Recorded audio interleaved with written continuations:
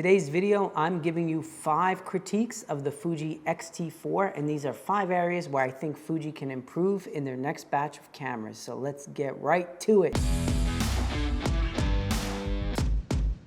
What's up everyone, Pete Coco here. Thanks so much for joining me today. In this video, I'm gonna give a friendly critique of my Fuji X-T4. Now, I'll give you a little context before we get started.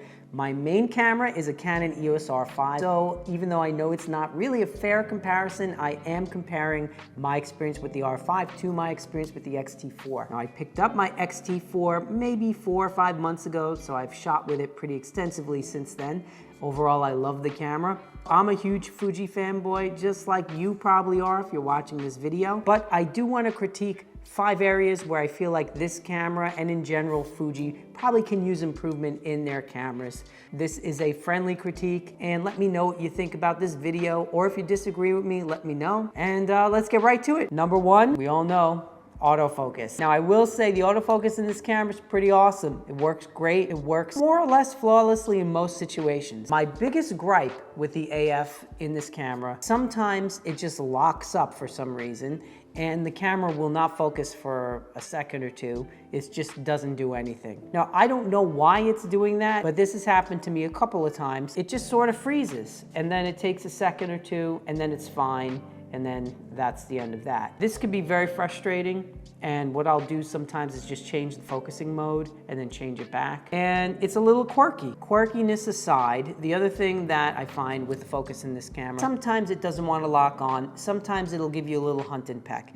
Now it's rare, it's not like it's happening all day, every day, but that can be extremely frustrating, especially when compared to my other camera. So I think the first area where I want to see Fuji really improve, and they know it, I'm sure, as much as we all know it, being fans of Fuji products, is in the autofocus. There's still some work to be done there. Number 2, menu system. Don't get me wrong, the menus in this camera are very good. They've been greatly improved over the older cameras, but I have been using the camera for about 5 months now, so I feel like I've gotten through that initial phase of figuring things out. I still don't think the cameras are that great, and I'll give you some examples. Now, my biggest critique of the menu system is that you can go into the menu, scroll to a particular setting, make a change, and then toggle out of the menu, go right back into the menu like 2 seconds later, and it's just gonna be somewhere else. Why? I don't know why. The thing that frustrates me with this is that a lot of times, and I know I'm not the only one, you want to make a setting change. So say you go into the autofocus menu, you make a change, leave the menu, and then you decide, no, I need to tweak that change, and go back into the menu, and now you're somewhere in drive mode or something. Completely different part of the menu system. It should go right back to where it was when you toggled out of the menu. Why doesn't it do that? I have no idea. But this has been a big struggle for me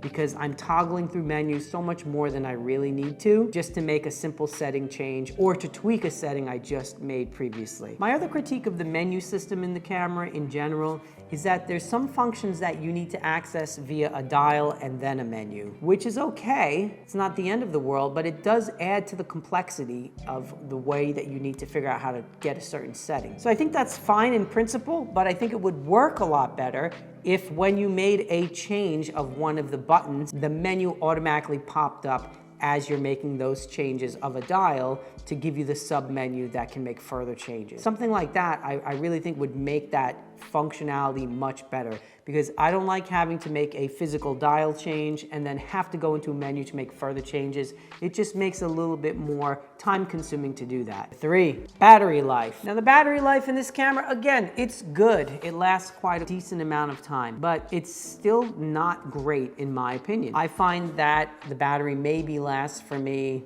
3 hours the most if I'm shooting continually, and then I have to change it. I feel like it's not good enough. It needs to be better. I don't have the grip for this camera. I don't like having the bulk. I would like having a little bit better battery life. 4, buttons and dials. Overall, the camera has really great layout of buttons and dials. They work well, everything is made well, but there's a few areas where it's sort of quirky and where it needs to be improved. Number 1 is the AF/MF switch on the front of the camera. Now, I love that it has that, don't get me wrong, because that's an old school way of changing your autofocus. The problem with it is that sometimes I inadvertently hit that. There's been times where either just holding the camera or walking around with the camera or whatever, it'll be in the wrong mode on its own. And that's a little frustrating. So I think they need to just enforce that, make it a little bit harder to change. The next button that frustrates me a little bit is the autofocus selection lever, this little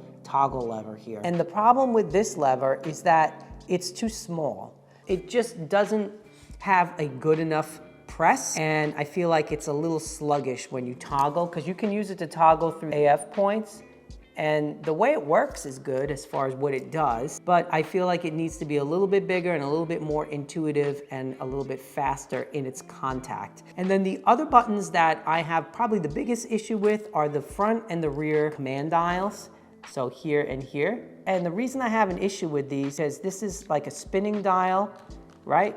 But you can also press it. The problem is the press is not firm enough. It's too easy to press that button in by accident. So what'll happen is I'll be changing a setting by spinning this dial and accidentally press it. That's annoying. It's not the end of the world, again, but I think that in the next round of cameras, if they firm up where you press them down so it's a little bit tighter, a little bit clickier, that's gonna make a big difference. Number 5, you're going to probably hate me for this, but number 5 is overall quirkiness. Let me explain. I feel like this camera is a little bit temperamental. Like sometimes it's mad at me or something and it just doesn't want to do what I want it to do. I've already mentioned the autofocus can be a little temperamental. It'll just stop, it'll freeze and not want to focus. And then it's fine, but it's just a couple of seconds of weirdness. Also, there's another thing that happens every now and then. It just gives me a card read error. Now, it doesn't lose the images, nothing like that happens, but sometimes it just does that. It says card error, can't read images. And either I change the card or I just shut it off or just try again and it's fine. So it's a little quirky like that. I find the camera just to be a little bit on the temperamental side when it comes to just doing what it's supposed to do. All right, well that's all I have for you today. If you like this video, check out my other videos. Some are tutorials, some are gear reviews. And if you so wish, hit the subscribe button, gently tap that like button. Go out, have fun, take pictures, and I'll see you next time. Bye everyone.